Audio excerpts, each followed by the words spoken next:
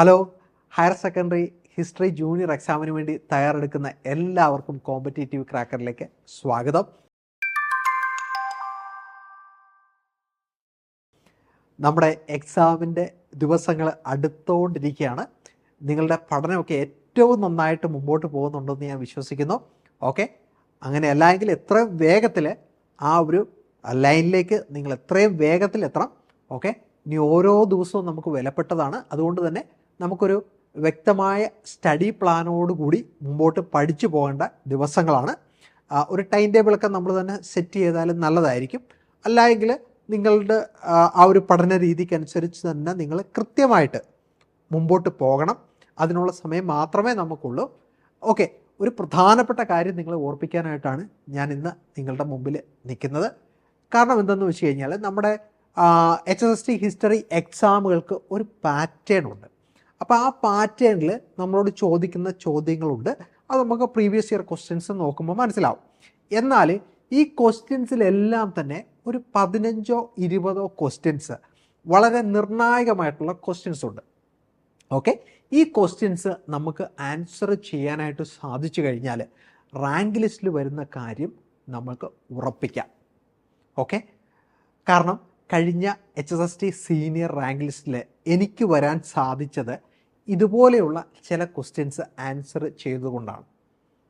അതുകൊണ്ട് ഞാൻ പറയുന്നത് നിങ്ങൾക്ക് ഓരോരുത്തർക്കും ഇത്തവണ ജൂനിയർ എക്സാമിന് ഉറപ്പായിട്ടും റാങ്ക് ലിസ്റ്റ് വരാനായിട്ട് സാധിക്കും. അതെങ്ങനെയാണ് എന്നുള്ളതാണ് ഇന്ന് നമ്മൾ നോക്കാനായിട്ട് പോകുന്നത്.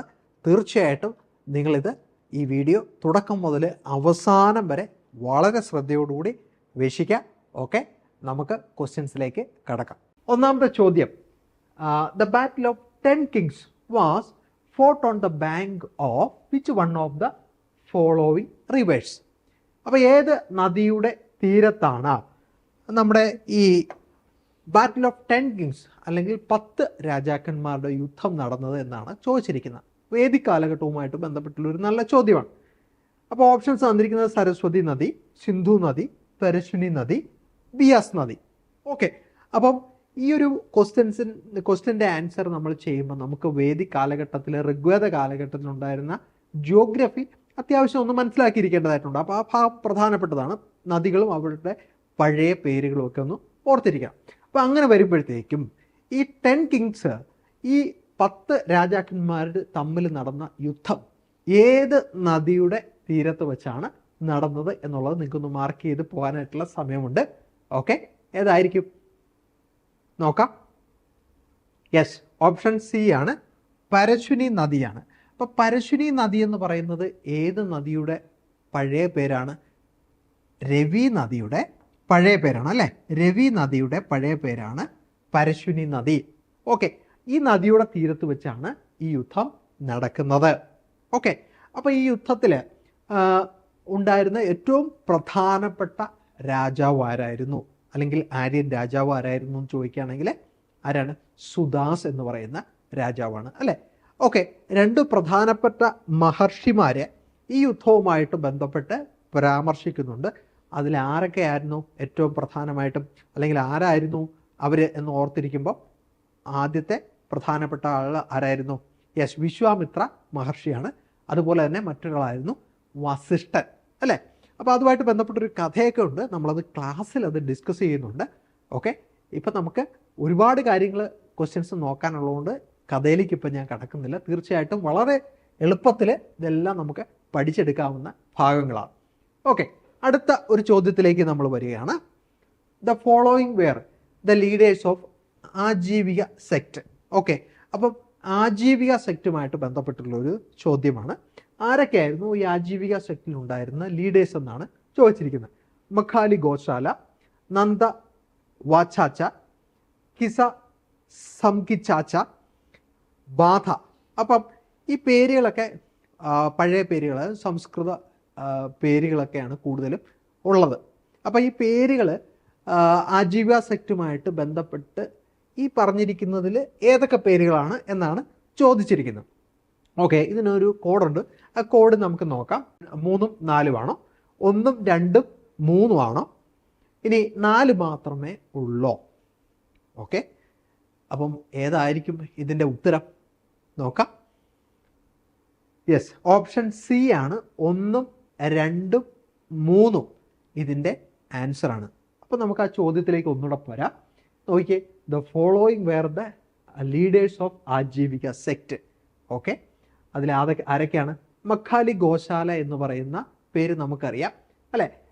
ആജീവിക സെക്റ്റിൻ്റെ ഫൗണ്ടറായിട്ട് നമ്മൾ പഠിക്കുന്ന ആളാണ് ഗോശാല. അദ്ദേഹം ബുദ്ധൻ്റെയും ജൈനൻ്റെയൊക്കെ ഒരു കണ്ടംപററി ആയിട്ടും ജീവിച്ചിരുന്ന വ്യക്തിയാണ് എന്നുള്ളത് നമുക്ക് മനസ്സിലാക്കാം.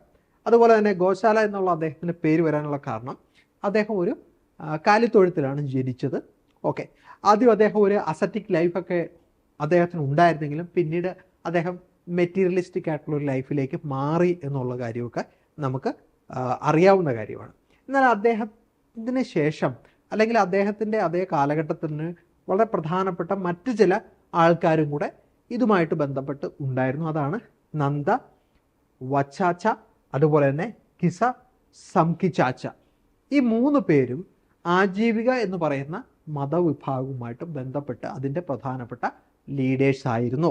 ഓക്കെ, അപ്പം 6th സെഞ്ച്വറി BC ഇന്ത്യയിൽ ഉണ്ടായിരുന്ന മതങ്ങളിൽ ഉണ്ടായ അല്ലെങ്കിൽ നാസ്തിക മതങ്ങളിൽ ഉണ്ടായിരുന്ന ഏറ്റവും പ്രധാനപ്പെട്ട ഒരു മതവും കൂടെയായിരുന്നു ആജീവിക. അവർ വിശ്വസിച്ചിരുന്ന എന്തിലായിരുന്നു? ഡെസ്റ്റിനി അല്ലെങ്കിൽ നിയതി. എല്ലാവർക്കും ഒരു വിധിയുണ്ട്, ആ വിധിക്കനുസരിച്ച് നമ്മുടെ ജീവിതം മുന്നോട്ട് പോകുകയുള്ളൂ എന്ന് വിശ്വസിച്ചിരുന്ന ആൾക്കാരും കൂടെ ആയിരുന്നു ആജീവികാസ്. ഓക്കെ, അപ്പോൾ അതുപോലുള്ള കാര്യങ്ങളൊക്കെ ഇതുമായിട്ട് ബന്ധപ്പെട്ടൊന്ന് ഓർത്തിരിക്കുക. യെസ്, അടുത്ത ചോദ്യത്തിലേക്ക് നമുക്ക് വരാം. യെസ്, അടുത്ത ചോദ്യം, fragments of Devi Chandragupta, a lost drama written by Vishakhadatta is preserved in the following. Okay, അപ്പം വിശാഖദത്തൻ്റെ ദേവി ചന്ദ്രഗുപ്ത എന്ന് പറയുന്ന വളരെ പ്രശസ്തമായിട്ടുള്ള വർക്ക്, അതിൻ്റെ അത് നഷ്ടപ്പെട്ടു പോയി. എന്നാൽ അതിൻ്റെ ചില ഭാഗങ്ങൾ നമുക്ക് ഏത് വർക്കിലാണ് കണ്ടെത്താൻ പറ്റുന്നത് എന്നാണ് ചോദിച്ചിരിക്കുന്നത്. ഓക്കെ, കഥാസരിസാഗര, ശൃംഗാര പ്രകാശ, അതുപോലെ തന്നെ വിദ്ധസാല പഞ്ചിക, ഹർഷചരിത. ഈ വർക്കുകളിൽ ഏതിലാണ് നമുക്ക് ദേവി ചന്ദ്രഗുപ്തത്തിൻ്റെ ഫ്രാഗ്മെൻറ്റ്സ് കണ്ടെത്താനായിട്ട് പറ്റുന്നത്? ഓക്കെ, ഇതൊരു കോഡ് നമുക്ക് തന്നിട്ടുണ്ട്. ഏതാണ് എന്ന് നോക്കാം. 1, 3 ആണോ, അതോ 2, 4 ആണോ, 2 മാത്രമാണോ, അതോ 3, 4 ആണോ? ഏതാണ് ഉത്തരം? ഏതായിരിക്കും? ഏതാണ് ഉത്തരം? യെസ്, ഉത്തരം സി ആണ് കേട്ടോ. 2 ഒള്ളിയാണ്. സി ആണ് അതിൻ്റെ ആൻസറായിട്ട് വരുന്നത്. ഓക്കെ, അപ്പോൾ നമുക്ക് ആ ചോദ്യത്തിലേക്ക് ഒന്ന് വളരെ പെട്ടെന്ന് വരാം. നോക്കിയേ, യെസ്, ഏതാണ് ഉത്തരം? ഓപ്ഷൻ സി, 2 ഒള്ളിയാണ് അല്ലേ. 2 ഒള്ളിയാണ്. ഓക്കെ, അപ്പോൾ ഇവിടെ 2 ഒള്ളി എന്ന് പറയുമ്പോൾ നമുക്ക് ശൃംഗാര പ്രകാശ എന്ന് പറയുന്ന വർക്കാണ് അതിൻ്റെ ആൻസറായിട്ട് വരുന്നത്. ഓക്കെ, അടുത്ത ഒരു ചോദ്യത്തിലേക്ക് നമുക്ക് വരാം. Yes, the governor general who visited Allahabad to review the working of Mahalwari land revenue system was. Okay, അപ്പം മഹൽവാരി ലാൻഡ് റവന്യൂ സിസ്റ്റം അതിനെ റിവ്യൂ ചെയ്യാനായിട്ട് വന്ന ഓഫീസർ ആരായിരുന്നു, അല്ലെങ്കിൽ ഗവർണർ ജനറൽ ആരായിരുന്നു എന്നാണ് ചോദിച്ചിരിക്കുന്നത്. Lord William Bentinck, Lord Auckland, Lord Dalhousie, Lord Canning. Okay, ഏതായിരുന്നു അതിൻ്റെ ഉത്തരം? യെസ്, ഓപ്ഷൻ എ ആണ് അല്ലേ. ലോർഡ് വില്യം ബെൻഡിക്റ്റ് ആണ്. യെസ്, മഹൽവാരി സിസ്റ്റത്തെ അത് നല്ല രീതിയിലാണോ പ്രവർത്തിക്കുന്നത് എന്നറിയാനായിട്ട്, അല്ലെങ്കിൽ അതിനെ റിവ്യൂ ചെയ്യാനായിട്ട് വന്ന ഗവർണർ ജനറൽ. ഓക്കെ, അപ്പോൾ അദ്ദേഹം എവിടെയാണ് വിസിറ്റ് ചെയ്തത്? അലഹബാദ്. ഓക്കെ, അപ്പോൾ ഈ ചോദ്യങ്ങൾക്കകത്ത് തന്നെ വീണ്ടും നമുക്ക് ഉപചോദ്യങ്ങൾ കാണാനായിട്ട് സാധിക്കും. അതൊക്കെ ഒന്ന് വായിച്ച് മനസ്സിലാക്കിയിരിക്കുന്നത് എപ്പോഴും നല്ലതാണ്. ഓക്കെ, അടുത്ത ഒരു ചോദ്യത്തിലേക്ക് നമുക്ക് വരാം. The Arya Samaj movement believed in. Arya Samaj വിശ്വസിച്ചിരുന്നത് എന്തിലായിരുന്നു എന്നാണ് ചോദിച്ചിരിക്കുന്നത്. Okay, option A idolatry, option B polytheism, option C pantheism, option D Vedic ritualism. Okay, ഏതിലായിരിക്കും ആര്യ സമാജ് മൂവ്മെൻറ്റ് വിശ്വസിച്ചിരുന്നത്? ഓക്കെ, ഉത്തരത്തിലേക്ക് വരികയാണെങ്കിൽ ഓപ്ഷൻ ഡി ആണ് അല്ലേ, വേദിക് റിച്വലിസമാണ്. അപ്പം നമുക്കറിയാം ആര്യ സമാജിസ്റ്റ് അതിൻ്റെ ഏറ്റവും പ്രധാനപ്പെട്ട ഒരു അടിസ്ഥാന ഘടകം എന്ന് പറഞ്ഞത് തന്നെ എന്താണ്? വേദങ്ങളെ ഏറ്റവും അടിസ്ഥാനമായിട്ട് ഇന്ത്യയുടെ അടിസ്ഥാന ഘടകമായിട്ട് അംഗീകരിച്ചു എന്നുള്ളതാണ്. Okay, Vedas are the rock of the ages എന്നാണ് യെസ് ആര്യ സമാജിസ്റ്റുകൾ വിശ്വസിച്ചിരുന്നത്. ഓക്കെ, അപ്പം വേദിക് റിച്വലിസത്തിലായിരുന്നു ആര് വിശ്വസിച്ചിരുന്നത്? ആര്യ സമാജിസ്റ്റുകൾ വിശ്വസിച്ചിരുന്നത്. Okay, yes. അപ്പോൾ അതുമായിട്ട് ബന്ധപ്പെട്ട് നമുക്ക് ശുദ്ധി മൂവ്മെൻറ്റും അതുപോലെയുള്ള കാര്യങ്ങളൊക്കെ ഒന്ന് ഓർത്തിരിക്കുന്നത് നല്ലതായിരിക്കും. എന്തിനു വേണ്ടിയിട്ടായിരുന്നു ശുദ്ധി മൂവ്മെൻറ്റ് സ്റ്റാർട്ട് ചെയ്തത്? ആരായിരുന്നു സ്റ്റാർട്ട് ചെയ്തത്? ഏറ്റവും പ്രധാനപ്പെട്ട ആര്യ സമാജിസ്റ്റ് ലീഡേഴ്സ് ആരൊക്കെ ആയിരുന്നു എന്നുള്ള കാര്യം കൂടെ ഓർത്തിരിക്കാനായിട്ടുണ്ട്. ഈ സോഷ്യൽ റിലീജിയസ് റിഫോം മൂവ്മെൻറ്റ്സ് നമ്മൾ പഠിക്കുമ്പോൾ ഇതിൻ്റെ ഓർഡർ, ക്രോണോളജിക്കൽ ഓർഡറും കൂടെ വ്യക്തമായിട്ട് മനസ്സിലാക്കിയിരിക്കണം. അതിന് ചോദ്യം വരും. ഓക്കെ, അടുത്ത ഒരു ചോദ്യത്തിലേക്കാണ് നമ്മൾ വരാനായിട്ട് പോകുന്നത്. നോക്കാം.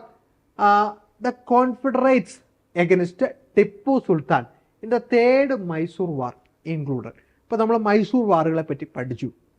അപ്പോൾ മൈസൂർ വാറുകളെ പറ്റി ചോദ്യങ്ങൾ വരാറുണ്ട്. ഏത് ട്രീറ്റി വഴിയാണ് മൈസൂർ വാർ അവസാനിച്ചത്? ഓക്കെ, കാരണങ്ങളൊക്കെ ചോദിക്കാറുണ്ട്. ഇവിടെ ഈ തേർഡ് മൈസൂർ വാറിൽ ടിപ്പു സുൽത്താനെതിരെ ബ്രിട്ടീഷുകാരുടെ കൂടെ ആരൊക്കെ ഉണ്ടായിരുന്നു എന്നാണ് ചോദിച്ചിരിക്കുന്നത്. ഓക്കെ, നമുക്ക് നോക്കാം. Option A Travancore Raja, Naisam of Hyderabad and English. Option B the English, Marathas and Nawab of Carnatic. Option C the English, Marathas and Naisam of Hyderabad. Okay, option D the English, Nawab of Carnatic and the Naisam of Hyderabad. Okay, ഏതാണ്? നമ്മൾ സ്ഥിരമായിട്ട് കേരള ഹിസ്റ്ററിയിലും അതുപോലെ തന്നെ ഇന്ത്യൻ ഹിസ്റ്ററിയിലും ഈ ഒരു ഭാഗം പഠിച്ചു പോകുന്നതാണ്. ഓക്കെ, തേർഡ് മൈസൂർ വാറിൽ ബ്രിട്ടീഷുകാരുടെ കൂടെ ഉണ്ടായിരുന്നത് ആരൊക്കെ ആയിരുന്നു? ഓക്കെ, ഓപ്ഷൻ മാർക്ക് ചെയ്യാനുള്ള സമയമുണ്ട്. നോക്കാം. യെസ്, ഓപ്ഷൻ സി ആണ് അല്ലേ, English, Marathas, Naisam of Hyderabad.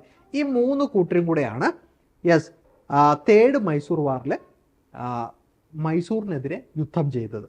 Okay, the English, Marathas and the Naisam of Hyderabad. Okay, നല്ലൊരു ചോദ്യമായിരുന്നു. ഓക്കെ, അപ്പോൾ ഇത്രയും ചോദ്യങ്ങളാണ് നമുക്കിന്ന് ഡിസ്കസ് ചെയ്യാനായിട്ട് ഉള്ളത്. ഓക്കെ, ഈ ചോദ്യങ്ങളുടെ പ്രത്യേകത നമ്മൾ മനസ്സിലാക്കിയല്ലോ.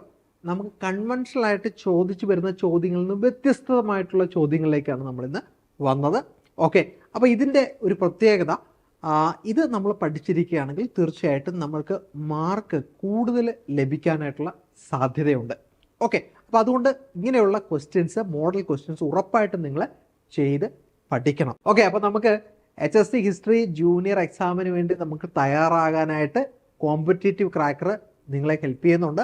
തീർച്ചയായിട്ടും നമ്മളൊരു പുതിയ ബാച്ച് HSC ഹിസ്റ്ററി ജൂനിയർ എക്സാമിന് വേണ്ടി തുടങ്ങിയിട്ടുണ്ട്. ഇപ്പോഴും നിങ്ങൾക്ക് ജോയിൻ ചെയ്യാം. അഡ്മിഷൻ ഓപ്പൺ ആണ്. അപ്പോൾ കോഴ്സിൻ്റെ പ്രത്യേകതകളെ പറ്റി അറിയാനായിട്ട് നിങ്ങൾക്ക് താല്പര്യം ഉണ്ടായിരിക്കും. തീർച്ചയായിട്ടും നമുക്ക് ലൈവ് ആൻഡ് റെക്കോർഡഡ് ക്ലാസ്സസുകൾ അവൈലബിൾ ആണ്. കൂടാതെ നമ്മുടെ ഡൗട്ട് ക്ലിയറിംഗ് സെഷൻസ് നമുക്കുണ്ടാകും. അതുപോലെ ടെക്നിക്കൽ സപ്പോർട്ട് എന്താവശ്യത്തിനും നിങ്ങൾക്ക് കോൺടാക്റ്റ് ചെയ്യാം. കൂടാതെ പ്രീവിയസ് ഇയർ ക്വസ്റ്റ്യൻസ് കേട്ടോ, വളരെ പ്രധാനപ്പെട്ട ഒരു ഭാഗമാണ് പ്രീവിയസ് ഇയർ ക്വസ്റ്റ്യൻസ് നമ്മൾ വർക്കൗട്ട് ചെയ്യുന്നതാണ്. ടെക്നിക്കൽ സപ്പോർട്ട് ആ കാര്യത്തിൽ നമുക്ക് ഉണ്ടാകും. അതുപോലെ PDF നോട്ടുകൾ, ഏറ്റവും പ്രധാനമായിട്ട് ഓർത്തിരിക്കേണ്ടത് നമുക്കൊരു മെൻറ്റർഷിപ്പ് CC നിങ്ങൾക്ക് പ്രൊവൈഡ് ചെയ്യുന്നുണ്ട് എന്നുള്ളതാണ്. അതുപോലെ മോക്ക് ടെസ്റ്റുകൾ, കൂടാതെ നമുക്കൊരു വാട്സപ്പ് ഗ്രൂപ്പുണ്ട്. ഈ വാട്സപ്പ് ഗ്രൂപ്പ് ഒരു ആക്ടിവിറ്റി ഗ്രൂപ്പാണ്. എല്ലാ ദിവസവും നിങ്ങൾക്ക് ക്വസ്റ്റ്യൻസ് ആൻസർ ചെയ്യാനായിട്ടുള്ള അവസരം അവിടെയുണ്ട്. അതുപോലെ തന്നെ ടെലിഗ്രാം ഗ്രൂപ്പും നമുക്കുണ്ട്. അതിൻ്റെ എല്ലാ ഡീറ്റെയിൽസ് ഈ വീഡിയോയുടെ ഡിസ്ക്രിപ്ഷനിലുണ്ട്. തീർച്ചയായിട്ടും നിങ്ങളതിൽ ജോയിൻ ചെയ്യുക എത്രയും വേഗത്തിൽ. ഓക്കെ, അപ്പോൾ വീഡിയോ ക്ലാസ്സസുകൾ നമുക്ക് റെക്കോർഡ് ചെയ്ത് വീണ്ടും കേൾക്കാനായിട്ടുള്ള ഒരു അവസരവും കൂടെ ഉണ്ട്. ഒരു കാരണവശാലും ഈ ഒരു അവസരം നിങ്ങൾ നഷ്ടപ്പെടുത്തരുത്. എത്രയും വേഗത്തിൽ ഈ കാണുന്ന നമ്പറിൽ 85 89 08 35 68 എന്ന് പറയുന്ന നമ്പറിൽ വിളിക്കുക. കോഴ്സിൻ്റെ ഡീറ്റെയിൽസ് അന്വേഷിക്കുക. വേഗത്തിൽ ജോയിൻ ചെയ്യുക. നമുക്ക് ഒരുപാട് കാര്യങ്ങൾ പഠിക്കാനായിട്ടുണ്ട്. അപ്പം ഇതുപോലെയുള്ള വീഡിയോസുമായിട്ട് ഇനിയും ഞാൻ നിങ്ങളുടെ മുമ്പിൽ വരും. ഇതുപോലെയുള്ള വീഡിയോസ് കാണാനായിട്ട് നിങ്ങൾ ചെയ്യേണ്ടത് ആ സബ്സ്ക്രൈബ് ബട്ടൺ ഒന്ന് ഞെക്കുക. കൂടെയുള്ള ബെല്ലൈക്കണും കൂടെ ഒന്ന് ഞെക്കിക്കഴിഞ്ഞാൽ വീണ്ടും അടുത്ത വീഡിയോസ് വരുമ്പോൾ പെട്ടെന്ന് തന്നെ നിങ്ങൾക്ക് നോട്ടിഫിക്കേഷൻസ് ലഭിക്കും. ഓക്കെ, അതുപോലെ നിങ്ങൾക്ക് വീഡിയോസ് ഇഷ്ടപ്പെടുന്നുണ്ടെങ്കിൽ തീർച്ചയായിട്ടും നിങ്ങളുടെ സുഹൃത്തുക്കൾക്ക് ഷെയർ ചെയ്ത് കൊടുക്കുന്ന കാര്യം കൂടെ മറക്കരുത്. ഓക്കെ, വീണ്ടും കാണാം. താങ്ക്